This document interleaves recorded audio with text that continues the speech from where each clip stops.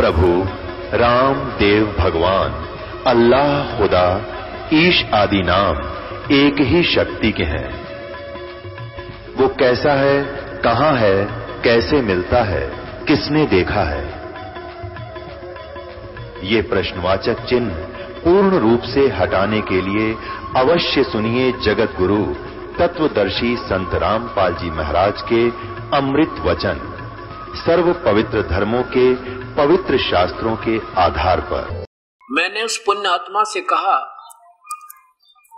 कि आप देखिए, ये सामने जो जाली है ये आज से 6 महीने पहले मैं लाया था, और गलती से या तो मेरी लिखने में फर्क रहा या उस दुकानदार के उसको काटने में अंतर रह गया।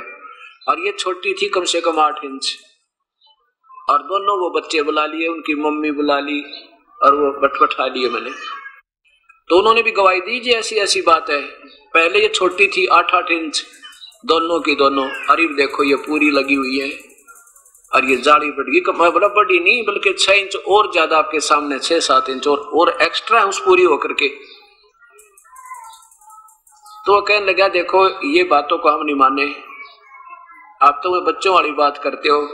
कहने लगे अब बढ़ा के दिखाओ मेरे सामने, जब मानू मैं। बता भाई कोई बात, तो मैं तो ये तो नहीं कह रहा कि मैंने बढ़ा दी, मैं तो ईश्वर के गुण गा रहा हूं कि भगवान ने, परमात्मा ने यह कृपा बख्श दी, और मेरा वो दृढ़ निश्चय कर दिया जिसमें मैं डगमग हो रहा था। अगर जब तक डगमग रहता तो कोई कैसे कहता, ऐसे मानता चला जाता। फिर मैं चुप हो गया, मैं अभी इतने बुजुर्ग आदमी है, इसके साथ बहस करना भी अच्छा सा नहीं लगता। मैं चुप हो गया, बैठा रहा। वो जान गया कि ये तेरी बात तूने इसकी काट दी ना बात को, शायद ये महसूस कर गए, इसलिए उसने बात का विषय बदलते हुए कहने लगे मैं बताता हूँ आपको, महर्षि दयानंद जी के बारे में आपको एक कथा सुनाता हूँ। योगी पुरुष ऐसे होते हैं, आप पढ़े लिखे शिक्षित होकर के आपने तो कुछ सोचना चाहिए।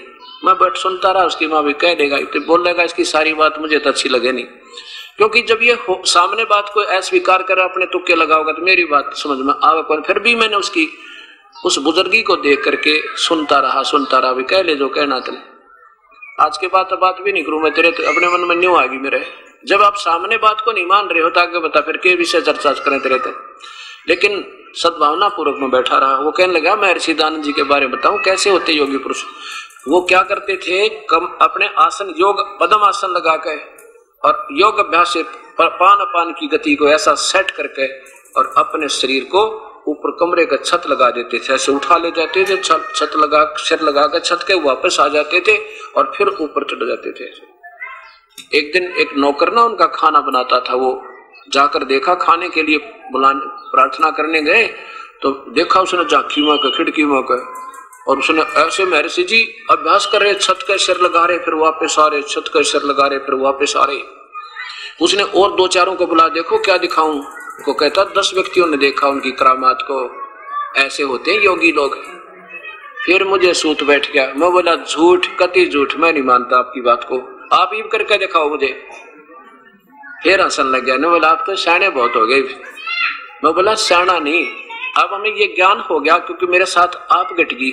और को मैं बावड़ी बूझ नहीं, मैंने सोचा अनपढ़ हूँ, इंजीनियर हूँ मैं, और मैं आपसे ज्यादा काग था कि ऐसा नहीं हो सकता, वैसा नहीं हो सकता। 20 प्रमाण पक्के होकर जब ये स्वीकार किया कि वास्तव में परमात्मा ने ये मेरा हृदय चेंज करने खातिर मेरे को दृढ़ विश्वास कर दिया।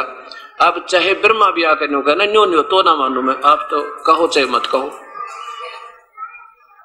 उठकर चला गया। बोला अब सत्संगी है, नहीं बात के नहीं जाना करे। मैं बातों की बात नहीं, हम तो कुछ भी नहीं जानते थे, अज्ञानी पापी आत्मा थे। हनुमान पुजारी था मैं तो, रामकृष्ण की पूजा करते थे।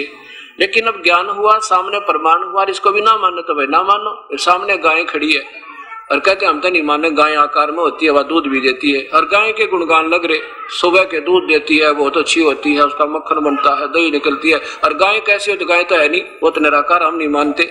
ना मानो आपके, हम कैसे मान लेंगे फिर। तो ऐसे ये बात बिगड़ी हुई है। अब ये सेट हो जाएगी, और अब भी नहीं सेट होगी तो फिर यह भक्ति इस युग से उठ जाती है। अगर अब भी नहीं ये टाइम मिलता हमें भक्ति सेट करने का, दया परमेश्वर की है। और ये दास तो अपनी कोई आज भी अहम नहीं करता, मैं कोई अपने अभिमान नहीं करता कि मैं बहुत बड़ा काम कर दिया, ये सब शास्त्रों का आपके सामने यथार्थता पेश कर दी। नहीं, ये भी परमेश्वर की रजा है।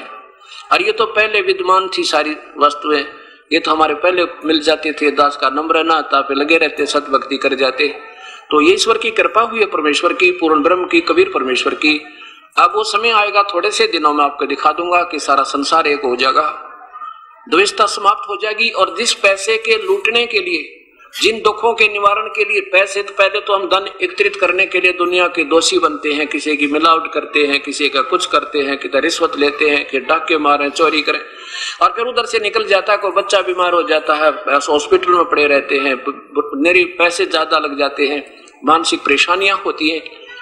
अब जब इस परमेश्वर की शरण में आ जाओगे, ये पाप कर्मों को काट देगा कबीर साहब। उस सच्चे पूर्ण परमात्मा के सही नुमाइंदे के आम कबीर कबीर पंथी बने, और तो उनसे नहीं बात बनेगी, वो तो सब अपने वही दुकान खोल बैठ के। वो अब पूर्ण परमात्मा का सही नुमाइंदा जो सत्य ज्ञान दाता उस परम पिता की रजा से होता है, उससे उपदेश और वो सही मंत्र, 3 मंत्र का जाप होगा।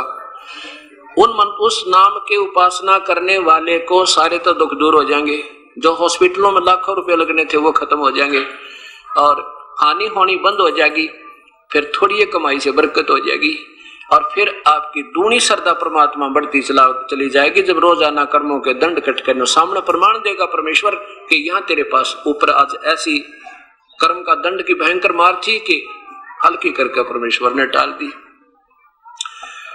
अगर परमात्मा ऐसे दुख निवारण नहीं करे तो फिर भगवान ने कौन याद करे? नास्तिक हो जाएंगे ये लोग कि ये बता दिया भगवान। अब क्या बताते हैं महापुरुष कि परमात्मा ऐसा नहीं कर सकता, नरसिंह जी की हुंडी नहीं ले सकता, नरसिंह जी का भात नहीं भर सकता, नरसिंह जी की गाड़ी पर आकर नहीं बैठ सकता, उसका जो है ना ड्राइवर नहीं बन सकता। कमाल की बात है। फिर और भगवान क्या कर सकता है? द्रौपदी की साड़ी नहीं बढ़ा सकता, तो फिर परमात्मा क्या कर सकता? अगर परमात्मा एक 10 फुट कूद जंप नहीं कर सकता, तो फिर उस परमात्मा ने कौन पूजा के चावा? फिर उसकी तो आस्था हट जाएगी हृदय से, नास्तिक हो जाएंगे प्राणी। अब तक हम जो सोच रहे थे कि श्री कृष्ण ने साड़ी बढ़ा दी, हम सोच रहे थे कि श्री कृष्ण ने नरसिंह जी की हुंडी ले ली, हम सोच रहे थे कि श्री कृष्ण जी ने नरसिंह जी का भात भर दिया। अब ये बात अब आपके हृदय से हटेगी कि वो कौन है, वो परमात्मा, ये सारे काम करने वाला। और इसके 2 कारण होते हैं, इसके 2 कारण होते हैं। एक तो जिन प्राणियों का पिछला संस्कार ही ऐसा होता है, जैसे द्रौपदी को पहले ही श्राप लगा था जब ये सृष्टि रची थी, इसको दुर्गा को श्राप दिया था ज्योत निरंजन ने कि तू द्वापर युग में द्रौपदी होगी और तेरे 5 पति होंगे। फिर उसका संस्कार ऐसा था, साड़ी हरण होगा, ऐसा होगा, ये पहले उसका निर्धारित था। तो उस परमात्मा ने रजा बख्शी उस द्रौपदी के ऊपर। कौन से ने? उस कबीर परमेश्वर ने, पूर्ण ब्रह्म ने।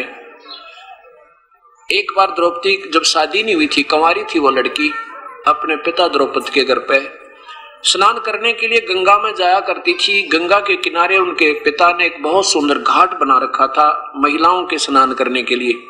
उसमें निर्देश दिया हुआ था कि यहाँ आसपास 1 किलोमीटर तक कोई भी पुरुष इस क्षेत्र में नहीं जाएगा तो उसको सजा दी जाएगी।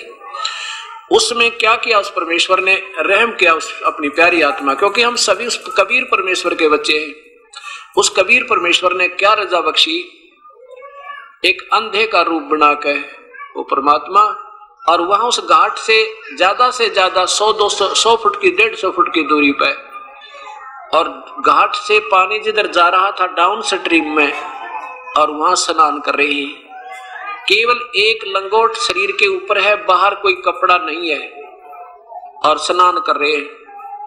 इतने में सुबह सुबह द्रौपदी स्नान करने के लिए हजारों सहेलियों को साथ लेकर आ जाती है। इन बच्चों को बंद करो भाई।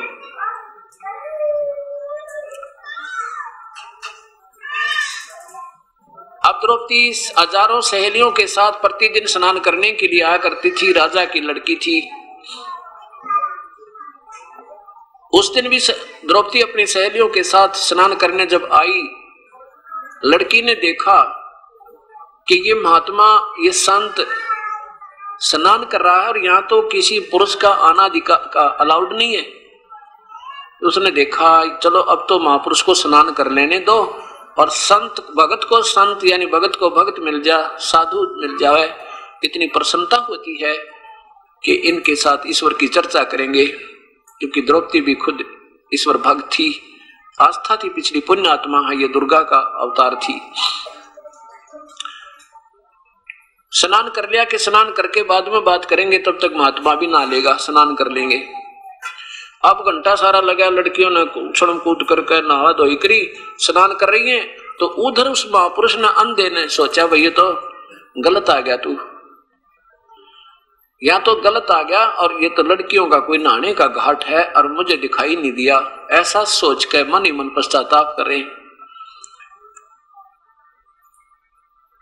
और फिर क्या होता है, स्नान करते करते उनका जो एक का लंगोट था, एक का कपड़ा था, पर्दे पे बांध रखा था और वो बोधा हो गया था, काफी दिन से कमजोर हो गया था, नहाते समय वो हाथ से लगने से टूट गया और वो नीवस्त्र हो गए और शर्म के मारे ऐसे छाती पानी में, सीने तक पानी में चले गई और परमात्मा से याचना करते हैं वो अंधे महात्मा कि हे परमेश्वर, आज मेरी इज्जत रखो मेरे मालिक, आज मुझे पता नहीं था, मैं अंधा था, इस करके इधर आ गया हूं। अब यह समझो कि परमात्मा कबीर परमेश्वर 100 रजा बख्श देता है, ना जाने के कारण कर दे, स्वयं भी आ जावे और अपने किसी हंस को प्रेरणा करके और वहां पहुंचा देता कि इस प्यारी आत्मा का पहले ही ऐसा कोई कर्म करवा दूं जिससे इसके आने वाले संकट टल जावे। तो वो महात्मा सोच रहा है कि तू तो गलत आ गया, ऐसे जैसे आम, क्योंकि परमात्मा जब आते हैं वो आम जीव जैसी लीला करते हैं, कोई ये भेद नहीं कर सकता ये भगवान है। तो क्या होता है, इतने में द्रौपदी ने स्नान भी कर लिया, 1 घंटा हो गया, फिर निकलते ही बाहर कपड़े कुपड़े बदल कर लड़की ने देखा महात्मा चले गए या क्या बात है, बात करेंगे, भगवान की चर्चा करेंगे। वो देख रही है कि वो तो अंदर ही खड़े हैं और गहरे पानी में चले गए, ऐसे जैसे कोई चीज ढूंढ रहे हैं, ऐसे नहा नहीं रहे, ऐसे हाथ मार रहे हैं। वो सोच रहे थे कोई कपड़ा बह कर आ जाए, टूटा फूटा पुराना, उसने बांध के पर्दे पर बाहर चला जाऊं, नहीं तो बात बिगड़ गई, आसपास लड़कियों का काम है, ये तो भगवान बहुत गलत बात हुई।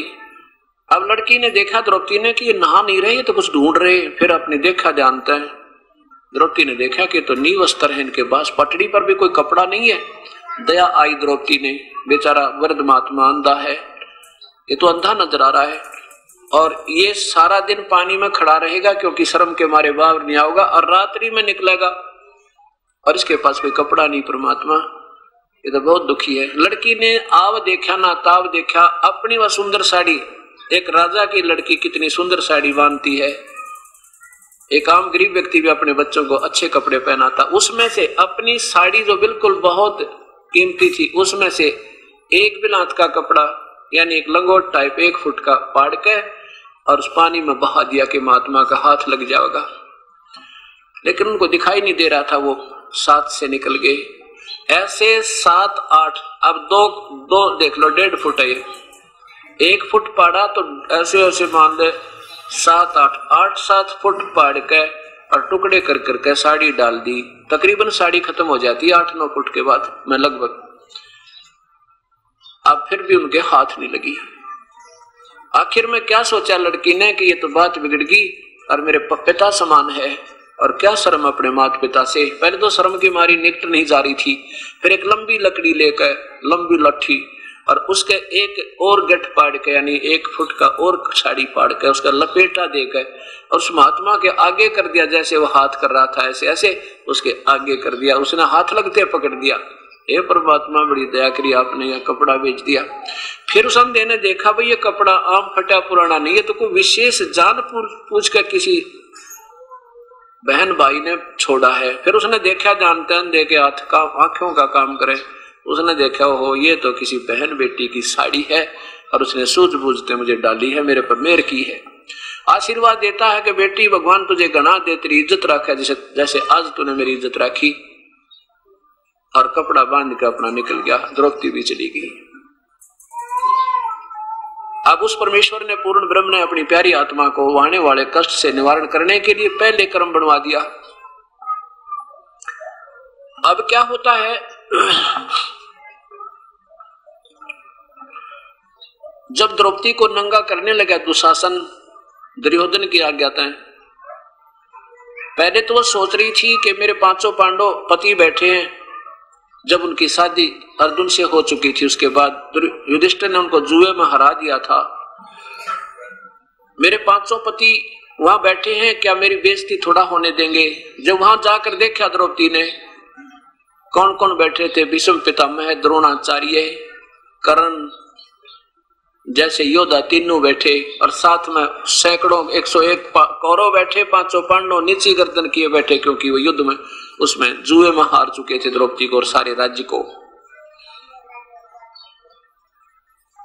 अब द्रौपदी ने जब वो दुशासन उसका पकड़ कर पल्ला और उसको नंगी करने लगा कि तू उस दिन भाई को क्या कह रही थी कि अंधों के अंधे होते हैं, तेरे शीश महल में टक्कर लगी थी इनकी, आज बता हम तो अंधे हैं, हमें कुछ नहीं दिखता, अब तुझे नी वस्त्र करेंगे, तुझे शर्म क्या अंधों के सामने। इस तरह टोंट कस के इस तरह व्यंग करते हुए और दुशासन ने जब द्रौपदी का वो पकड़ कर चीर उतारना प्रारंभ किया, तब द्रौपदी ने पहले तो भीष्म पितामह, द्रोणाचार्य और कर्ण से प्रार्थना की, लेकिन उन्हें कुछ नहीं कहा, कुछ नहीं बोला। नहीं तो इसे योद्धा अगर एक खड़े होकर कह दे खबरदार ने कब मैं लड़की का हाथ लगाया था, तो हिम्मत नहीं कौरों की। द्रोणाचार्य भी अगर कह दे या कर्ण भी कह दे, एक बार खड़ा हो गया, भीष्म पितामह कह दे, इन कौरों की हिम्मत नहीं थी हाथ लगा दे, वो इतने योद्धा थे, उनको मालूम था। लेकिन उस दुर्योधन का मलिन अन्न खाकर उनकी आत्मा दुष्ट हो गई थी। लड़की को नंगा कर रहे हैं, सामने बैठे इतने बुजुर्ग आदमी या तो उठ कर चले जाते, ना मानते थे, ये भी तो उनकी धार्मिकता थी, अगर वो इंसान होते थे। और वहीं बैठे हैं फिर बोल नहीं रहे। तब युद्ध विदुर खड़ा हुआ। विदुर ने क्या कहा कि नकम्यों क्या कर रहे हो तुम, कुछ तो सोच लो, दुनिया में तुम्हारी बेइज्जती होगी, कहेंगे अपनी इज्जत अपने हाथों उतार दी। कौरव और पांडव को दो नहीं भाई, तुम एक चाचे ताऊ की संतान हो, तुम्हारी इज्जत और इनकी इज्जत में कोई अंतर नहीं है। क्या बताया कि विदुर कहे ये बंधु थारा, एक कुल एक परिवारा। अब दुशासन ने उसके मुंह पर थप्पड़ मारा अपने चाचा के। दुशासन ने कहा कि तू तो इन पांडवों का चमचा है, इनने की तरफ बोलता हमेशा। विदुर के मुख पर लगा थपेड़ा, तू तो है पांडवों का चेहरा। दुशासन ने कहां तक गलत बात कह दी कि तू तो है बांदी का जाया, तू तो बांदी से उत्पन्न हुआ था ना, इस करके तू तो हीन है। और उस समय जब ये कहा तू तो है बांदी का जाया, तो भीष्म, द्रोण और कर्ण मुस्काया, है वो हंसने लगे। तीनों वो महापुरुष बैठे थे। नकम्मी आत्माओं ने धमकाना चाहिए था, नकम्मे अपने चाचा पातों ने कैसे उठा लिया, खबरदार ऐसी गलती क्या करते हैं। लेकिन उसके स्थान पर हंसने लगे जब उसने कहा ना तू बांदी से उत्पन्न हुआ है, बांदी का जाया हुआ है। तो तीनों कौन, भीष्म, द्रोण और कर्ण मुस्काया। अब वो विदुर तो छोड़कर सभा को चला गया कि ऐसी निकम्मी सभा में रहना भी पाप लगता है। अब क्या कहते हैं परमात्मा ने कि इसी कारण से ये दोष के भागी हो गए। कौन, भीष्म पितामह, द्रोणाचार्य और कर्ण उसका युद्ध में दुर्गति होकर मरे। ऐसे मौजूद आदमी और सभा में सतवचन नहीं कहते न्याय के समय जो पंचायत में, तो उन जैसी दुष्ट आत्मा नहीं होती, वो घोर पाप के बागी होते। हाँ, अगर कोई नहीं मानता तो सभा छोड़कर चली जानी चाहिए, वह बैठना भी पाप होता है। अब क्या होता है कि अब द्रौपदी ने देखे तो सब बंधे पड़े हैं अपने अपने, कोई तो वचनों में मर्यादा में बंध गया, कोई किसी के इसके धन न खाकर बंध गया, आंख बंद होगी इनकी। तेरे पति भी आज वचनबद्ध हो गए क्योंकि जुए में हार दी तू, ये भी कुछ नहीं बोल रहे। अब जब इंसान अपने अपने जो संसारिक सहारों से जब पूरा हो लेता है कि तेरे ये नहीं कुछ कर सकते, इनसे वापस हट जाता तो परमात्मा को चाहता है। और परमात्मा भी तभी मदद करता है कि तू पहले अपने इन सहयोग देख ले तेरा कौन है। और जब इस संसारिक सहारों को, संसारिक आश्रय को त्याग के ईश्वर आश्रय जब लेता है प्राणी, फिर वो अपनी छत्र छाया करता है। लेकिन उस समय कैसे करता है, जब तक हम उस परमेश्वर से सीधे नहीं जुड़ेंगे तब तक वही परमात्मा आके केवल उसके किए हुए पिछले संस्कारवश और स्वयं ही वो जिसका उपासक है उसी का रूप बना के और ताकि इसकी आस्था बनी रहे भक्ति में। नहीं तो काल तो चाहता है कि इनकी आस्था हट जा, और ये नास्तिक हो जा, कभी भक्ति करे को नहीं और इन्हें पता ना लगे कौन भगवान है कौन कैसा है, उसकी तो नीयत ऐसी है। और ये परमात्मा भक्ति हमारी आस्था हमारे हृदय में बनाए रखने के लिए, ताकि कभी ना कभी आस्तिक रह गए तो कभी ना कभी मैं या अपना कोई दास भेज के इनको फिर शरणों में लेकर बेड़ा पार कर दूंगा। उससे पहले द्रौपदी का कर्म बनवाया जिसके बदले में उसकी वह साड़ी बढ़ा सके। अब क्या होता है कि द्रौपदी की साड़ी वो दुशासन खेचने लग गया, और द्रौपदी का गुरु श्री कृष्ण जी, क्योंकि पांडवों के धार्मिक गुरु थे श्री कृष्ण जी। और जब दुख होता है तो हम गुरुदेव को याद करते हैं, चाहे को किसी का उपासक है, और वो परमात्मा जब तक उससे नहीं जुड़ेंगे तब तो केवल कर्माधार में वही लाभ देगा आके, और जब हम उससे सीधे जुड़ जाएंगे तो हमारे पाप कर्मों को काट कर वो नए संस्कार खुद लिख देगा। अब क्या होता है, धर्मराज के दरबार में हमारे पुण्य और पाप दोनों लिखे जाते हैं। अब द्रौपदी का जब दुशासन चीरहरण करने लगे तो क्या हो गया, द्रौपदी ने पुकार की परम पिता किसको, भगवान श्री कृष्ण, क्योंकि उनके गुरुदेव थे। श्री कृष्ण को याद किया। श्री कृष्ण वहां अपने महल में द्वारका में उस रुक्मिणी के साथ पासे खेले महल में शतरंज खेल रहा था, और शतरंज खेलते खेलते जैसे ऐसे करते हैं ना, कोई पौ 12 कोई पक्के 18 कोई कच्चे 11 ऐसे बोलते हैं। जो ही ऐसे पासे डाले, और क्या होता है कि जैसे हम कोई जब दुख आता है तो रोते हैं भगवान के लिए, उससे पुकार करते हैं अपनी सुरक्षा और अपने बचाव के लिए।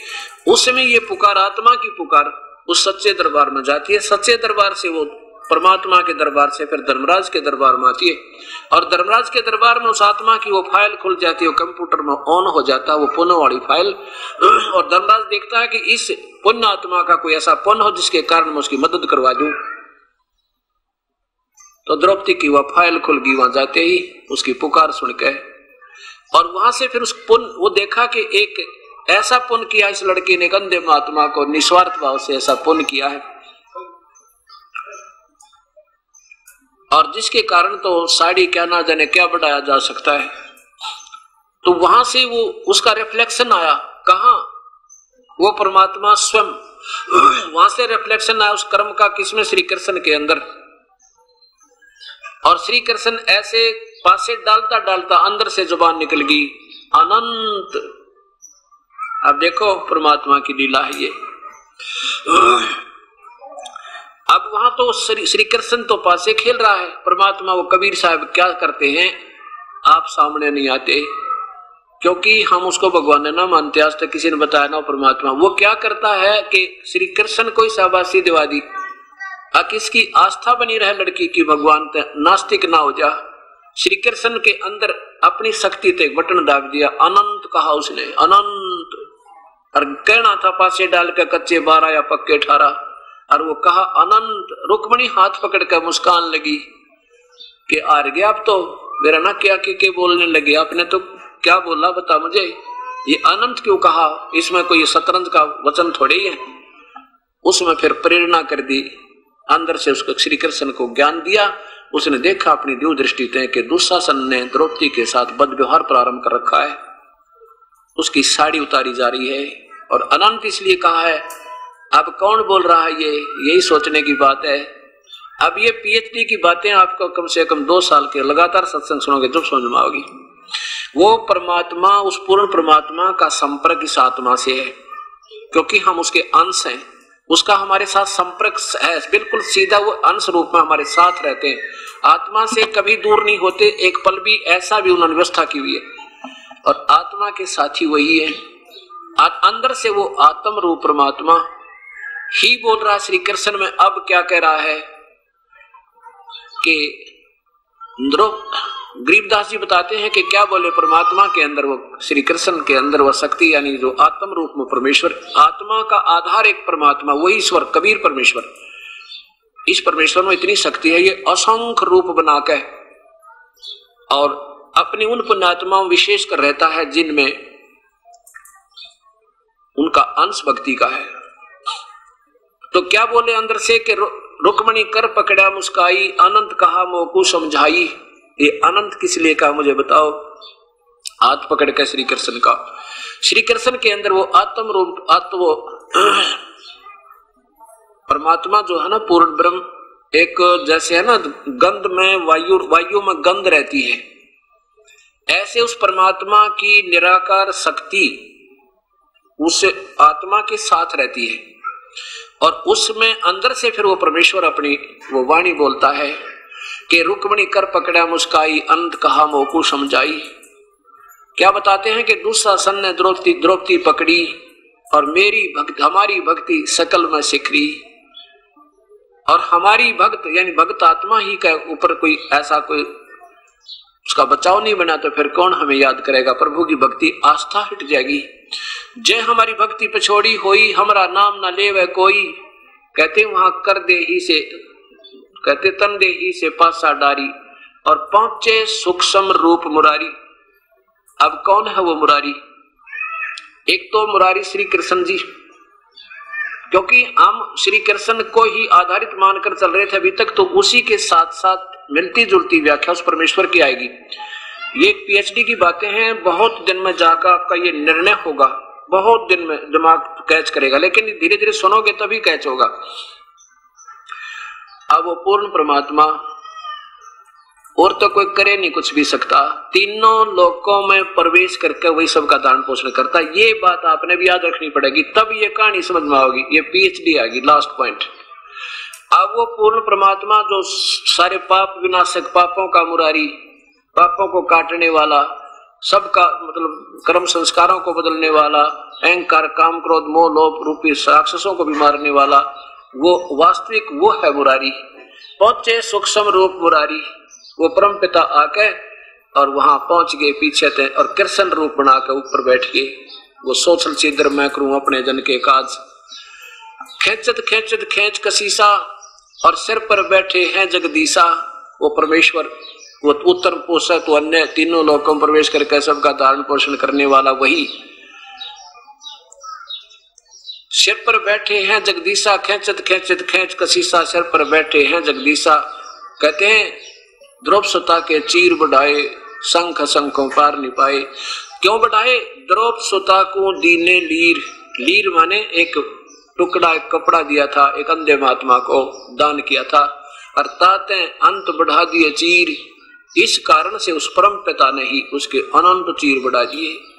अब ये बात ध्यान रखना कि श्री कृष्ण ने नहीं, श्री कृष्ण जी को तो नियमित बना के वो परमात्मा हमारी आस्था गुरुओं में बनाए रखने के लिए, इसलिए कि कभी जब समय आएगा सही गुरु मिलेगा तो आपकी आस्था ऐसी ही बनी रहे और सही गुरु में फिर ऐसे आश्रित हो जाए, फिर बेड़ा पार ऐसे ही होगा। बेशक से ये तीन लोग के गुरुओं में भी साधना और आस्था इतनी बनानी पड़ेगी तभी बात बनेगी। तो यहाँ क्या कहते हैं, अब हमने फिर देखना पड़ेगा 15वें अध्याय का ये 70वां श्लोक। इसमें इसको नहीं भूलना, जब यह बात समझ में आएगी कि श्री कृष्ण ने नहीं, वही परमात्मा तीनों लोगों में प्रवेश करके सबका धारण पोषण करता है, सबके काम वही करता है और दूसरे के बस के नहीं। गीता बोलने वाला भगवान स्वयं प्रमाण दे रहा। इसको मद्देनजर रखते हुए हमें इस सत्य ज्ञान को समझना है। देखिएगा अध्याय नंबर 15 का श्लोक नंबर 17। उत्तम पुरुष वास्तव परमात्मा तो उन दोनों से अक्षर और अक्षर से न्यारा है और वही तीनों लोकों में प्रवेश करके सबका धारण पोषण करता है। वो परमेश्वर परमात्मा अविनाशी परमात्मा परमेश्वर कहा जाता है। अब इसी बात का प्रमाण दादू जी कहते हैं, करे करावे साइया मन में लहर उठा, दादू सरदर जीव के ये आप बगल हो जावे। करे करावे साइया कबीर परमेश्वर और मन में लहर उठा और दादू सरदर जीव के आप बगल हो जा। जैसे पांडवों की यज्ञ में सुदर्शन जी को तो लहर उठाकर निकाल दिया, वो तो निकल गया, वहां नहीं पाया झोपड़ी में। जो श्री कृष्ण जी और पांचों पांडव आमंत्रित करने दोबारा गए और उनका रूप बनाकर सुदर्शन का बैठ के झोपड़ी में वही कबीर परमेश्वर और जाकर उनका काम बना दिया। वो तो सोच रहे हैं सुदर्शन जी ने हमारी यज्ञ पूर्ण कर दी, क्योंकि ये सामने नहीं अपने आप महिमा नहीं चाहते, अपनी प्यारी आत्मा की महिमा बनाते हैं ताकि आने वाले लोगों के मेरी भक्ति में श्रद्धा और बढ़ जा। तो इसलिए कहते हैं करे करावे साईं मन में लहर उठा। और दादू सिरधर जीव के, इस जीव के को हो श्री कृष्ण ने साड़ी बढ़ा दी, हो सुदर्शन ने शंख बजा दिया, और आप बगल हो जा, आप दूर हो जाता, पता भी नहीं लगने देता ये कहानी कैसे करूं, किस टाइम कर गए। तो इन बातों से आपने समझना। फिर क्या होता है, एक नरसी नाम के भक्त थे, वो पहले बड़े कंजूस थे और 56 करोड़ की संपत्ति उनके पास थी। केवल एक लड़की थी और उसकी भी शादी कर चुके थे, और फिर भी वो कंजूस हुआ बैठा, चिचड़ हुआ बैठा, चिपक रहा उस माया के। और परमात्मा ने सोची, देखिए प्यारी आत्मा, ना इसके पास कोई लड़का और 56 करोड़ की संपत्ति, आज से काफी समय पहले था अरबों खरबों की संपत्ति समझो। और नादान आत्मा चौनी दान नहीं करता, यो गधा बनेगा भूत इस माया के चिपट के। उसके लिए उस परमेश्वर ने ना जाने के किस प्रकार से प्यारी आत्मा से वो माया का जाल छुटवाया। कैसे, नरसी बहुत कंजूस आदमी हो गया था और उसकी हुंडी चला करती। हुंडी क्या होती है, जैसे ड्राफ्ट बनाए जाते हैं आजकल, बैंक ड्राफ्ट बनाते हैं कि कागज पे लिख देते हैं पैसे जमा करवा के कि हमने इसके इतने पैसे जमा हो गए और किसी बैंक में दे दो, वहां से आपको पैसे मिल जाएंगे। पहले हुंडी हुआ करती थी, इनको हुंडी कहते थे। वो उसमें कुछ एक शहरों में एक आध व्यक्ति को गवर्नमेंट नॉमिनेट कर दी थी, उसकी संपत्ति का हिसाब लगा के कि इतने रुपए तक का ड्राफ्ट बना सकता है और हुंडी दे सकता है। वो फिर आपस में 6 महीने में आदान प्रदान, वर्ष में एक दूसरे के साथ वो सेठ लोग कर लिया करते थे, इनको हुंडी कहते थे। अब नरसी जी बहुत कंजूस हो गया था और उसकी हुंडी चला करती थी। पैसे 56 करोड़ उसके पास, रुपये 56 करोड़ रुपए की संपत्ति। अब क्या होता है, एकदम उसकी पत्नी ने कहा कि आप गंगा स्नान करवा के लाओ हमें। सेठ कहने लगा क्यों पैसे बर्बाद कराए, यही नहा ले, क्या करेगी, क्या रखा है, इतनी दूर जाओगी, ये है वो। उन्हें सोचा भी 10-20 रुपए खराब होंगे, और जैसे बह का रखा किसी को भी गंगा पर जाओ वहां दान जरूर करे। तो बोली आत्मा से चल पड़ी, ज्यादा कहने से तो वो चल पड़ा, भी चल दिया, दुखी करेगी, रोजाना सिर में दर्द रखेगी, चल घूम आते। चल पड़े, गंगा में जाके स्नान करने लगे। इतने वो कुपूर्ण परमात्मा, क्योंकि वो श्री कृष्ण के पुजारी थे तो बाद में श्री कृष्ण की महिमा गाई गई। कोई बात नहीं, आप इसको सुनते रहना, फिर आपको समझ में आ जाओगी कौन थे वो भगवान जो सबके दुख दूर करने वाले। वो पूर्ण परमात्मा आके, पहले तो हम भी आपको समझाने के लिए शुरू में श्री कृष्ण कहा करते थे, श्री कृष्ण आगे, लेकिन उस समय आपकी बुद्धि और ये शास्त्र नहीं दिखा पा रहा था, इसलिए सोचा करता कि बिल्कुल भी ना सुनेंगे मेरी एक बात को। अब आपके सामने प्रमाण शास्त्र आ गया, अब सारी समझ में आओगी आपके, मैं जो बात बताऊंगा वो सही सच समझ में आ जाएगी। तो पूर्ण परमात्मा वो उत्तम पुरुष तो अन्य परम अक्षर पुरुष सतपुरुष अकाल मूर्त आए, एक ब्राह्मण रूप बना के कहने लगे, सेठ जी कुछ दान करो, गंगा स्नान करने आए हो तो दान किया करते हैं, क्योंकि जैसी वो परंपरा उन्होंने बना रखी थी उसी को आधार लेकर के। सेठ बोला मेरे पास पैसे थोड़े हैं पंडित जी, किसी और पे ले जा, आप जाओ। परमात्मा कहने लगे, भाई देखो वैसे नहाने का क्या फायदा, कुछ दान किया करो, ये पानी तो वही ना नहा लेते आप। उसकी पत्नी कहने लगी, कर दे दो 1-2 रुपया दान ब्राह्मणता ही। बोला ना ले, चुप करके स्नान कर ले, यहाँ ले आया ना इस ये बड़ी समझ तू, पैसे दान कर दे। कितना हो पैसे, कोई ना थोड़े लाया हूं मैं। आखिर में भगवान ने कहा 8 आने कर दे, ने बोला 8 आने भी कोई नहीं है, कहने लगा 4 आने तक कर दे, 4 आने भी कोई नहीं। आखिर में बोला 1 टका दूंगा, 1 टका। वो बोला 1 टका दे दे, कुछ तो हाथ तो छोड़ दे तू। जो बोला 1 टका दे दूंगा, पर दूंगा मेरे वहां आ जाइए मेरे घर पर। भगवान बोले चल घर पर दे दिए भाई। अब नरसी नहा धोकर घर आके स्नान कर करा कर अपने घर पहुंच गए। अब नरसी जी ने जाके वह पोटड़ी रखी थी सफर वाली, पीछे से परमात्मा ने जाके वह खटखटाया दरवाजा, नौकर आया। नौकर ने पूछा क्या बात है ब्राह्मण, पर ब्राह्मण वेश में परमेश्वर बोले, भाई आपके सेठ जी ने मेरा 1 टका की यहाँ पर रखी है दान करने की, और वो कहो मेरा टका दे दे, तो घर आके देने की कही थी। मैं फिर अपना और काम जाना है दूर। अब नौकर ने जाके सेठ जी तब बैठा था, इतने में कहा जी एक पंडित जी आ रहे हैं, बाहर द्वार पर खड़े और कह रहे हैं आपने कोई गंगा पर उनका 1% दान करने का प्रॉमिस किया था, वो लेने आए से अपना।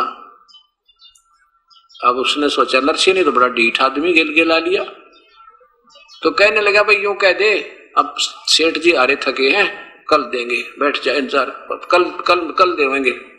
नौकर ना का संदेशा दे दिया। परमात्मा बोले भाई कोई बात ना, कल दे देंगे, विश्राम कर लेते हैं, बार बार के आ जाते लेके जाऊंगा। उसी के बाग था एक उस कोठी के बाहर, उसमें बाग के नीचे परमात्मा ब्राह्मण रूप में अल्लाह के बिछा के चादर लेट गए। सुबह उठते फिर खटखटा दिया दरवाजा, दरवाजा खटखटा भी कहो सेठ जी ने मेरे और टका दे दे। नौकर गया, सेठ जी वो ब्राह्मण खड़ा द्वार पे अपना दान दक्षिणा मांगे। सेठ ने सोचा बड़ा ढीठ आदमी तो गया भी को नहीं। अब सेठ ने सोचा आज ही 1 टके की इज्जत लगा रहा है, कल न मन माने 100 रुपये की लागे बैठ जाए तो इसको तो रास्ता पा गया करिए, अब किसना भी काम कर दो इसका ना आगे फिर से दुखी करेगा यो। कहने लगा यूं कह दे, नौकर से कहा सेठ नरसी ने यूं कह दे भाई मेरे हमारे सेठ जी बीमार हो गए और ठीक हो जाओगे जब देंगे, सफर में आए थे बुखार बन गया।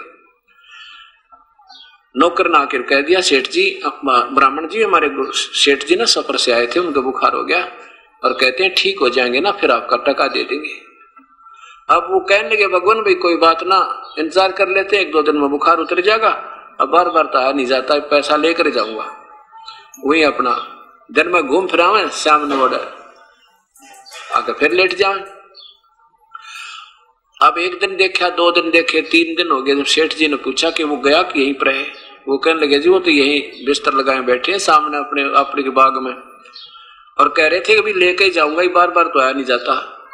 सेठ नरसी इतने निकम्मेपन पा गया, कहने लगा यूं कह दो वो तो मर गया सेठ थे बस।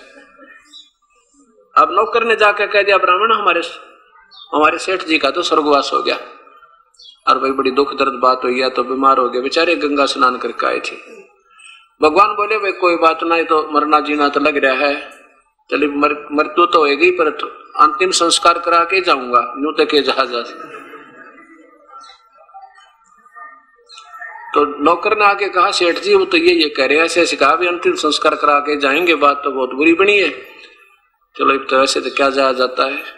सेठ जी बोला तो ढीठ आदमी है भाई, ऐसे करो तुम लकड़ियां ढोने शुरू कर दो, शायद उसका समझ में आ जाए वास्तव में मर गया तो ना लकड़ी क्यों, सेठ गांव का मर जा, शहर का तो दुनिया इकट्ठी हो जाए, सब न बेरा हो।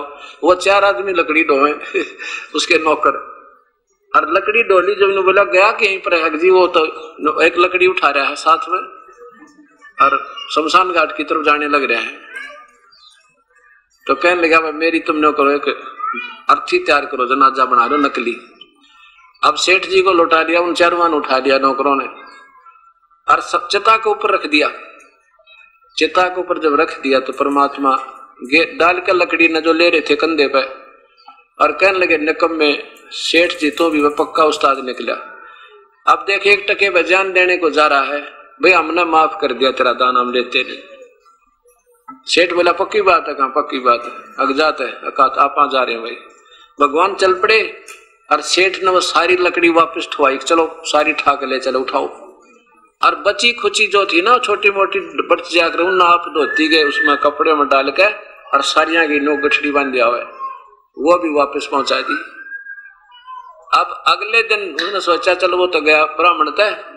नेक्स्ट डे अगले दिन आकाश तो दूर तक घूम फिर के आऊंगा, तो 2-3 दिन जंगल पानी भी घर में जाना पड़ा, दूर तक घूमने निकल गया सैर सपट्टा करने के लिए। उधर से परमात्मा आगे नरसी रूप बना कर वो एक पूर्ण ब्रह्म, और नौकरों से बोले भाई एक काम करियो, कोई नकम्मी आत्मा है ना, कल कई दिन का तंग कर ब्राह्मण मुझे, आज वो मेरा रूप बना के ना आ जा, कभी उसको अंदर मत पड़ने देना, वो हो सके मेरा भी रूप बना के आ जा, और तो इसकी चाल चली नहीं, और आ जा तो उसने कह दिया चला जा, ना मानो उसका 2 ठोक दियो। अब सेठ जी का रूप बना के परमात्मा अंदर प्रवेश कर गए। अब सेठ जी आया 2-8 घंटे पीछे खूब सैर सपट्टे करके, अब तो द्वार पर खड़ा था, नौकर कहने लगा भाई वहीं खड़ा हो जाना, सेठ दे रुपये तो बहु-रुपया है,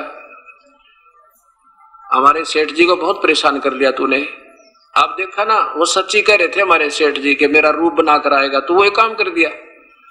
और वो सेठ क्यों रुका, नौकर के कहने तो बिल्कुल सामने आ गया। तो वो नौकर कहते हैं तुझे सुना नहीं, लठ ठाया। तो वो कहता अरे फलाना मल दगड़ा मल क्या कर रहा है तू, मैं वो हूँ सेठ हूँ नरसी है, तू क्या बात कर रहा है मेरे तय। ने बोला हमारे भगवान हमारे सेठ तो अंदर पहुंच चुके हैं और उन्होंने हमें कह दिया है कि वो आज मेरा रूप बनाकर आ जा मनमाना कभी तो उसका दो ठोक दियो, और हमारे सेठ तो अंदर है भाई, तू चला जा, ये आदेश गलत हो रहे हैं ना, हम तेरा देंगे मार, तो पिट जाएगा, चला जा यहाँ से। तो वो कहता है कैसे बात कर रहे हैं मेरी, तुम निकम्यो, मैं तुम्हारा सेठ हूँ फलाना हूँ और तुमने नौकरी तो निकाल दूंगा, नू ला गया करण। उसका ठाकर लट्ठर वो लगा ना मारने, भाग लिया सेठ से। तो भाई सचमुच कोई बात गड़बड़ में है, जब इतनी समर्थ इतनी सख्ती से पेश आ रहे हैं तो जरूर उस ₹2 ने पहले आकर काबू कर लिया ₹2 ने, अरे ये तो मेरी सारी संपत्ति हड़प करेगा। अब सेठ कहाँ पहुंचा, थाने में पहुंचा, थाने में तो फिर रिपोर्ट की, वो पहुंचा कहाँ, कोर्ट में। कोर्ट ने उसी दिन एकदम एक्शन ले लिया, वो उसकी बही जब्त कर ली, बही निकाल रहा है भाई, कहीं बहियों में कोई फेरबदल ना कर दे, को पढ़ा ना ले, डुप्लीकेट नकली नरसी है। अगले दिन पेशी लगी, दोनों खड़े कर दिए कोर्ट में, भगवान भी और नरसी भी, और दोनों की शक्ल मिले। अब पहले कोर्ट ने उस असली की गवाही मांगी कि वे तू इस बही में बता दे क्या क्या लिखा है। उसने बता दिया कि मैंने एक लड़की का ब्याह किया था, उसमें इतने बातियां आए थे, इतने फलाने आए थे, इतना दान किया था, वो सारा रिकॉर्ड करा करते पहले ब्याह का। और एक मकान बना था, उसमें इतनी कड़ी आई थी, इतना सतीर आए थे, इतने जंगले झांकी थी, वो लिख रहा था। वो 2-4 बात बता के चुप हो गया जी, और तो मुझे ज्ञान नहीं मिला। भाई ठीक सा था। फिर नकली भगवान, नकली नरसी बुला जो भगवान था, वो कहने लगा भाई बता, इसमें कोई बही में ऐसा लेख बता जिसे प्रमाणित कर सके तू असली है। तो भगवान बोला खोल, इसने कीते थे, कौन सा पृष्ठ खोल ले। उसने पृष्ठ खोल लिया, लागे परमात्मा पढ़ने, उल्टी सुल्टी सारी सुना दी। अब वो नकली था असली सिद्ध करना पड़ा कोर्ट ने, और असली को नकली सिद्ध करके कह दिया भाग जा तू यहां से, निकम्मे, सेठ तंग कर दिया तने। अब सेठ नरसी बैठ गया जंगल में जाके, और न्यू कहे भगवान ये मेरा कौन से जन्म का दुश्मन था, इसने सारी संपत्ति हड़प कर ली मेरी, बताइए के बनी मेरी गेलियां। उधर से वो परमात्मा फिर आ जाते हैं, वो नरसी नकली बन के, वही ब्राह्मण रूप बना के वहां खड़े हो गया, आके कहने लगे नरसी अब बता बेटा यह संपत्ति तेरी है या मेरी। नरसी बोला कि बेईमान थी तो मेरी, पर मेरी पार नहीं बसाती। भगवान बोला कि यह तेरी पहले भी ना थी, नादान तेरा भूल लाग रही थी, यह पहले भी मेरी ही थी और आज भी मेरी ही है। तू तो सूखा बन जा रहा था, तेरे पे खर्ची भी ना गई, 2 पैसे दान भी ना दिए गए, गधा बनेगा निकम्मे। तो सरप की जो नीम जागा इस माया ने जोड़े जोड़ के, और एक शर्त पर तुझे दे सकता हूं, अगर यदि तो इसने सारी न बांट दे, धर्म भंडारे में लगा दे, तो नहीं दुनिया का खून चूस चूस के ये ब्याज बट्टा ले लेकर और ये जहर इकट्ठा कर लिया, तेरे कीड़े पड़ के मरेगा, तो देख ऐसी दुर्गति हो जाएगी तेरी, और कुत्ता बनेगा, तेरे खाज लगेगी दुनिया का, यूं तो नरक डाल कर दिया इकट्ठा। तेरे पास रहना नहीं निकम्मे, ना तेरे संतान लड़की थी उसकी शादी कर दी, बता तू करेगा क्या इसका। तब उसका सारी बात समझ में आ गई, परमात्मा जैसे आप कहोगे गुरुजी ऐसे कर लूंगा। अब परमात्मा उसके गुरु बने और उसको नाम दिया उस परम पिता ने, और कहा बेटा ये भंडारा कर दे इसका, नहीं तो संपत्ति तेरा जान की दुश्मन हो जाएगी, तेरा मरिया जाएगा ना जिया जाएगा। उसी दिन से भंडारे ला दिए और सब कति पाई पाई खर्च करके झोपड़ी गाल के बैठ गया बाहर जंगल में ईश्वर आसरा लेकर। अब आया लड़की का ब्याह, ज्योति का ब्याह हो गया, लड़की की शादी, लड़का कोई था नहीं इसका। अब उस समय बात कौन जावा गरीब आदमी के साथ, 16 अंधे आया करते आसपास के, वो समझा करते नरसिंह मत नारिये, भगवान ने जब इतना खेल कराया ना तेरे साथ तो दूर नहीं तेरे तय। कहने का भाव ये है कि कैसे किसी की गाड़ी मांगी, किसी के बैल मांग कर उसको लचर पचर करती हुआ गाड़ी चल पड़ी, और बाती उसमें कौन, वो 16 अंधे और साथ में नरसी। अब वह गाड़ी ना चले, कुआ उसकी कील निकल जाए कि तब वो पहले बैठ जा, कोई खड़ा हो जाए, ना चलाना आवे, ड्राइविंग भी ना करनी आवे।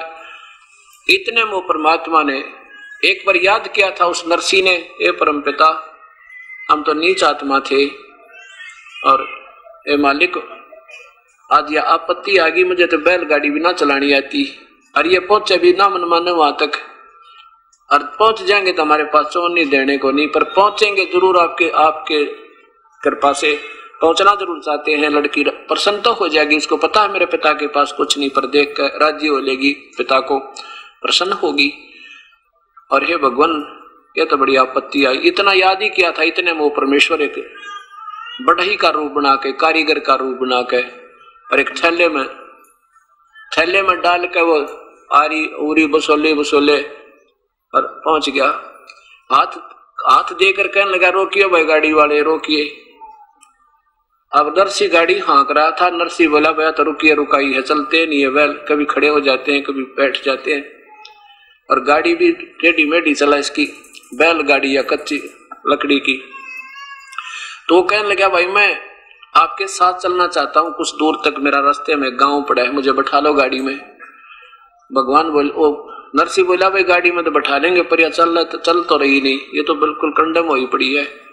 भगवान बोले, भाई मैं मिस्त्री हूं और मैं इसको ठीक कर लेता हूं, ला मैं ठीक कर दूंगा इसको। अब भाई कर लेता है, अब मार के दो चार थोड़े पर थोड़े इधर उधर थे, अपनी शक्ति तो कति सही कर दी, बैठ गया। कहने लगा, भगत जी आप बैठ कर भजन कर लो, मैं गाड़ी चला दूंगा। वो परमेश्वर पूर्ण ब्रह्म एक मिस्त्री रूप बना के फिर उसका बनकर ड्राइवर गाड़ी का, और जा छोड़ी वहां पे 7 किलोमीटर दूर, 7 मील 7 कोस दूर स्थान से, और रात में पहुंचा दी। थोड़े से 2-4 घंटे में जा छोड़ी। कहने लगा, भाई ले भगत जी, मेरा तो आ गया स्थान, आप अपनी गाड़ी संभालो, और यहाँ से 7 कोस रहेगा तुम्हारा स्थान, जहां तुमने जाना है, बस 7 कोस, और आराम से पहुंच जाओगे, कोई दिक्कत नहीं। अब पहले तो जो भगवान चला रहे थे गाड़ी, ऐसे चला रही थी जैसे हवाई जहाज हो, और खूब भक्ति में मन लग रहा। सब सूरदास तो अंधे थे 16, और नरसी जी भी भक्ति में लीन हो गया, क्योंकि परमात्मा बैठे पास में पूर्ण ब्रह्म। अब जब भगवान उतर के चले गए तो वह गाड़ी फिर झटकम पटकम लचरम पचरम, फिर ऐसे बैल कभी खड़ा हो जाए, कभी चल रहे, कभी झटके पटके लगे। तो अंधे वो कहने लगे, अंधे जो बैठे थे कहने लगे, नरसी रख गाड़ी कहाँ ले गया तू, रास्ते से नीचे उतार दी क्या, ये बहुत ज्यादा इसमें झटके लग रहे हैं। नरसी की आंख खुली, क्यों? नरसी बैठा था, कहने लगा, ना गाड़ी तो ठीक चल रही है रास्ते पर। अब भाई कितनी दूर आ गया पा कि वो जो ड्राइवर था ना, वो चला गया, वो कह रहा था, भी 7 मील 7 कोस रहेगी यहाँ तो तुम्हारा वो स्थान। वन देखने लगे, पागल, 7 कोस रहा करे, अभी तो आज सारी रात लगेगी, कल का सारा दिन लगेगा, कल शाम तक सुबह तक पहुंचेंगे, अगले रात में तो 7 किलोमीटर रह गया। और पूछ किसी तरह। इतने में एक व्यक्ति आ गया, वो उससे पूछा, भाई ये हमारा जो हमने जाना है वो जूनागढ़ कितनी दूर है? वो तो कहने लगे, भाई यहाँ से 7 कोस रहता, वो बिल्कुल थोड़ा सा ही है। तो नरसी कहने लगा नंदों से, भाई ये तो 7 कोस बताओ यहाँ से। तो वो एक अंधा सियाना बहुत था, शिक्षण नाम था उसका, वो शिक्षण नाम कहने ने कहा, और नरसी वो आदमी कहाँ गया जो गाड़ी चलावा था, जिसने गाड़ी ठीक करी थी? वो तो जी उतर कर चला गया। अरे देखता किधर गया वो? अब इतनी देर में ज्यादा 3-4-5 मिनट हुई होंगे, उन्हें देखा था कितना वो आदमी दिखा ना, सारे खेत खाली पड़े थे, कोई आसपास आट भी नहीं ना दिखाई दे। नरसी वो शिक्षण बोला, निकम्मे तो भगवान था। अरे हम तो अंधे थे, तेरे तो आंख थी, इतने चरण क्यों ना पकड़ दिया परमेश्वर के? आपने देखे या गाड़ी पहले हाल भी नहीं लगे थी हमारे, कोई थोड़ा सा भी झटका नहीं लगा था। करीब देख इस गाड़ी की हालत उसी जमीन पर चल है। अरे तो भगवान थे भाई, ये तो हाथ नहीं आए। नरसी तो ने गलती कर दी। नरसी का क्या बताऊं भगत जी, उन क्या है पाछा तो मुझे भी भक्ति में गणा जोर से आनंद आया, और मेरी तो ऐसी आनंद आ रहा था, बोलने दिल नहीं कर रहा था। और वो भाई मेरे तो पकड़ा कर बैल चले गए। अब फिर पहुंच गए वहां पर, बात पर हमने कुछ को नहीं, पाटड़े पर पहुंच गए, और माई ने उसकी समदन ने जो ना उसके ऊपर ताना कस दिया। पड़ोसन कहने लगी, क्या लाया तेरा बाती, क्या देगा भात में तेरे को? समदन कहने लगी उस नरसी की जो लड़की की सास आरता लिए खड़ी थी थाल का। कहने लगी के देगा यो कंगाल, डले दिए इसने, 2 डले देगा, हमारी बेइज्जती करना आ गया। 56 करोड़ का मालिक था, लुटा दी सारी निकम्मे ने, आज हमारी बेइज्जती कराना आ गया। यो डले डालेगा थाली में, के डालेगा।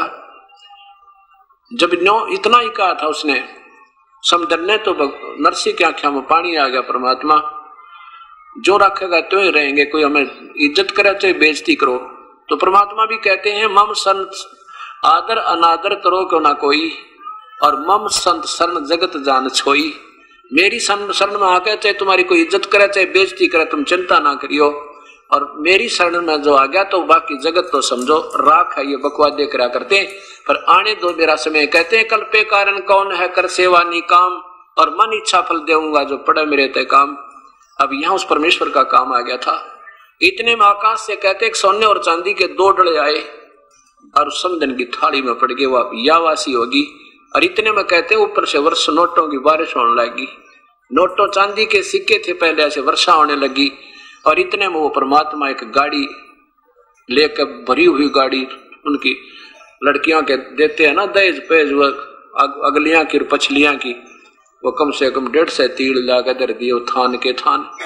और वहां गाड़ी छोड़ दी कि ले उतार ले बेखारी न, तुम अपने इस हमारे भगत के बारे में ऐसे नहीं कह देगी। और इतना कह के समेत गाड़ी और बैल छोड़ के वो अंतर ध्यान हो गए, परम पिता दिखाई नहीं दिए। बोलो सतगुरुदेव की जय। अब नरसी पुजारी श्री कृष्ण का था, वो ने सोचा श्री कृष्ण कर रहे हैं, कहते करे कराओ ऐसा ये मन में लहर उठा। और दादू शरदर जीव का वो आप बगल हो जा, ये बड़ाई नहीं की करवा देता श्री कृष्ण राम आदि की, और करता स्वयं। फिर क्या होता है कि एक दिन नरसी जब बैठा था अपनी कुटिया में झोपड़ी में, 4 साधु संत द्वारका जाने के लिए भगवान के उस द्वारका को देखने की इच्छा करके आगे।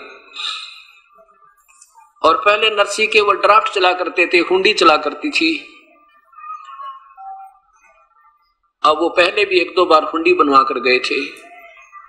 अब गांव में जाकर नगर में पता किया भी नरसी जी कहाँ हैं। वो गांव वाले ने बताया कि वो तो भाई बाहर बैठे हैं। क्या काम है कि एक हुंडी बनवानी थी। गांव वालों ने मजाक कर दिया, कहने लगा भाई वो नरसी एक बकवाद करता है, अब वो जल्दी सी हुंडी नहीं बनाता, उसको वो कहेगा मैं कंगाल हो गया हूं, मजाक करता आजकल वो। और ज्यादा जोर दोगे ना जो बनाओगा ना तो बनाता नहीं। कहाँ है कि वो बाहर झोपड़ी में बैठा है, वहां चला गया। चारों के चारों वो भक्त आत्मा जो तीर्थ यात्रा पर आए हुए थे, उन्हें सोचिए 500 रुपए हमारे पास है, रास्ते में कोई छीन ना ले, हुंडी बनवा ले, चलते हैं द्वारका में, किसी सेठ से ले लेंगे। अब नरसी के पास गए, नरसी से वो 500 रुपए रख दिए और कहा सेठ जी हमारी हुंडी बना दे। नरसी कहने लगा महात्मा जी मैं अब सेठ नहीं रहा, मेरी हुंडी चलती नहीं, वो कैंसिल होगी गवर्नमेंट की तरफ से, मेरे पास पैसा नहीं है अब। तो चारों महात्मा कहने लगे वे बिल्कुल ठीक कहते, गांव वाले तो बकवाद करने लग गए हैं, तेने शर्म नहीं आती महात्माओं के साथ ऐसा व्यवहार करता है, तुझे पाप लगेगा, हम पैसे दे रहे हैं कोई मुफ्त हो रहे बना रहे तेरे से। अब नरसी ने सोचा भी ये मानना नहीं, और संत से ना जाने इनकी आत्मा दुखी होगी, बताए क्या करूं। गांव वाले ने इनके साथ उनको बहका दिया, मजाक कर दिया। उसी समय साक्षी रख के अपने परमेश्वर को, क्योंकि वो श्री कृष्ण के पुजारी थे, सांवल साहा, सांवला सेठ, सांवल यानी सांवरिया, भगवान श्री कृष्ण के नाम सांवल शाह लिख के कि भगवान श्री कृष्ण के नाम में अपने एक हुंडी लिखता हूं, ये दास की हुंडी स्वीकार हो, इनको भुगतान किया जावे, आपकी अमानत मेरे पास है। 500 रुपये ले लिए और वो कागज बना के दे दिया, अब ले जाओ सेठ महात्मा जी। वो चल पड़े। पीछे से सेठ ने क्या किया, उन 500 रुपए का एक भंडारे का सामान, घी, चावल, खीर, दूध, दाद बनाकर और भंडारा कर दिया। 500 की रोटी खिला दी। अब 500 रुपए बहुत होते थे, 50,000 के करीब हो जाए आजकल के, पूरा भंडारा कर दिया। अब वो चारों महात्मा पहुंच गए कहा, द्वारका में। वहां जाकर पूछा भाई कोई सावल नाम का सेठ है। वो सेठ जिसकी हुंडी चला करती उसके पास गए, वे एक सेठ हुंडी उसकी चलती, उससे पूछ लो। उसने देखा, कहने लगे ये तो नरसी की बनाई हुंडी है क्या, ये नहीं चलती इसकी, अब ये तो कंगाल हो गया, दुनिया को ठगने लग गया, अब झूठी हुंडी बना के, ये तो दिवाला निकल गया इसका। तो सारी द्वारका में पूछ लिया, सांवल नाम का कोई सेठ हो, कोई नहीं पाया। और सब मजाक करने हो, क्यों नरसी तो ठगन लग गया दुनिया को, अब उसकी हुंडी नहीं चलती, उसका ड्राफ्ट नहीं चलता। अब चारों महात्मा जाके एकांत में बैठ के नगर तबार भाई के ने बता, वो तो मना करे था बेचारा, हमने सिर में दर्द कर दिया, उसके गले पीछे पड़ गए, किसी के कहने सुनता है। उनको ये भी विश्वास था कि वो नेक आत्मा है, हमारे पैसे जो के तो पाऊंगे, पर ये तो हम दिक्कत होगी यहाँ पे। इतना सोच ही रहे थे कि उधर नरसिंह जी की दिव्य दृष्टि काम करने लगी परम पिता की दया से। उसने देखा कि परमात्मा ने आके उनको महाराज संतों को पैसे दिए क्या नहीं दिए, देखा तो उनको पैसे नहीं मिले और मायूस हुए बैठे। अपनी पत्नी से कहा नरसिंह जी ने कि तूने जो सामान लाए थे हम 500 रुपए का, वो सारा वितरित हो गया या कुछ बकाया है? लगी जी थोड़ा सा आटा बचा है, ऐसा होगा तो 2-4 रोटियां बन जा। और वो कौन सा बचा? वो पलोथन का। पलोथन क्या होता था, पहले रोटी बनाने के लिए बनाते थे गोल गोल सी लोई, और उसको सूखे आटे में लगा लगा के रोटी बनाती थे। अब काफी भंडारा हुआ था, उसमें थोड़ा सा आटा बच गया, जिसमें 4 रोटियां बन गया। वो कहने लगे जी वो पलोथन यानी थोड़ा सा आटा बचा है 4 रोटियों के का, और तो सारा भंडारा लगा दिया। तो उसने कहा नरसिंह ने 4 रोटी बना, यह तो आट लाग रही थी अभी तक, इसलिए भगवान प्रकट नहीं हो पा रहे थे। 4 रोटियां का आटे की रोटी बनाकर वही परमात्मा वहां एक रास्ते चलते का रूप बनाकर आके कहा भगवाई राह चलता हूं, मुझे भूख लगी है। ओए होए, वो परमेश्वर स्वयं आके और उसी समय कहा जा भाई भगत जी बैठो हो बड़े ले रोटी ताजी ताजी बना रखी है। 4 रोटी खाकर परमात्मा वहां प्रकट हो गए और जाके कहा कि आ जाओ भाई, कैसे बैठे हो महात्मा? आके बैठे हैं भाई सेठ जी, हम तक इतना जोगे नहीं रहे। ऐसे ऐसे नरसिंह की हुंडियां चलती नहीं, हमारी उन्होंने हुंडी बना दी, पर उसका दोष नहीं बेचारे का, हमने ज्यादती कर दी उसका।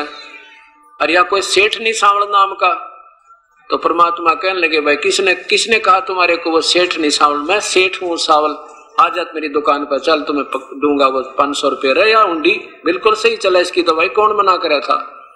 लेकर वो कागज और उस बाजार में उस बाजार में द्वारका के में जो चारों तरफ बढ़िया की दुकान थी, कहने लगे बिछाओ चादर यहाँ पे। उस चौराहे पर चादर बिछवा के ऐसे पटके 1 चांदी के खुड़के दूर थे 2 3 4 सुना का उन सब ने, और सबका ध्यान अट्रैक्ट हुआ है, ये क्या होने लग रहा है। 500 रुपए नए कते जैसे आज बनकर आए हो, 500 नोट चांदी के पटक दिए और कह दिया भाई मैं सांवल सेठ हूं, और कह देना उस नरसिंह को उसका दास हाजिर खड़ा पाओगा, चाहे लाख हुंडी दे दे। बोलो सतगुरुदेव। तो ऐसे परमात्मा, वो पूर्ण परमात्मा आकर ये सब काम करता। ठीक है, चाहे हम श्री कृष्ण पर सेरा बांधे, चाहे श्री राम पर बांधे, ये गीता और वेद प्रमाण देते हैं वो परम पिता पूर्ण ब्रह्म है, जो सबके काम सारने वाला और सारे दुखों का निवारण करने वाला। बोलो सतगुरुदेव की जय। नरसिंह जी की हुंडी झाली सांवल सा कहाया, द्योती का जब ब्याह हुआ वहां भात भरण को आया। जो कबीर परमेश्वर पूर्ण परमात्मा नरसिंह जी की हुंडी को उन्होंने पूरा किया, दिया झाली यानी उसका ड्राफ्ट कैश किया, और द्योती का जब ब्याह हुआ था तो भात भरने वो परमेश्वर ही गया। तो परमात्मा पूर्ण ब्रह्म की प्यारी आत्मा गरीबदास जी उनके साक्षात दर्शन होने के बाद कहते हैं कि नरसिंह जी की हुंडी झाली सांवल सा कहाया, और द्योती का जब ब्याह हुआ था वहां भात भरने को आया। ये गीता जी प्रमाण करती है। फिर देखिए ये गीता जी का अध्याय नंबर 15 का और श्लोक नंबर 17 कि वो पूर्ण परमात्मा जो वास्तव परमेश्वर कोई और है, वही तीनों लोकों में प्रवेश करके है, सभी वही कुछ करता है और कुछ कोई नहीं कर सकता। वही आत्मा का आधार है। अब देखिएगा अध्याय नंबर 15 का, वो अंतर्यामी परमात्मा एक अंश परमेश्वर का हमारे साथ रहता है, वही परमेश्वर की शक्ति। नीचे देखिए 17वां का श्लोक नंबर 15 का, क्षमा करना 15 का 15 का ये 16 और 17 15 का और नीचे देखो 17, उत्तम पुरुष वास्तव परमेश्वर तो कोई इन दोनों से भी नारा, ब्रह्म और परब्रह्म से भी, और वही तीनों लोकों में प्रवेश करके सबका धारण पोषण करने वाला करता है, अविनाशी परमेश्वर परमात्मा इस प्रकार कहा गया है। अब ये परमेश्वर पूर्ण ब्रह्म है, सतपुरुष है, कबीर साहब है, अन्य परमात्मा है जो सबके सब काम करता है। तो क्या कहते, अंतर्यामी एक तू आत्म के आधारे, जो तुम छोड़ो हाथ तो हमें कौन उतारे पर। सत साई।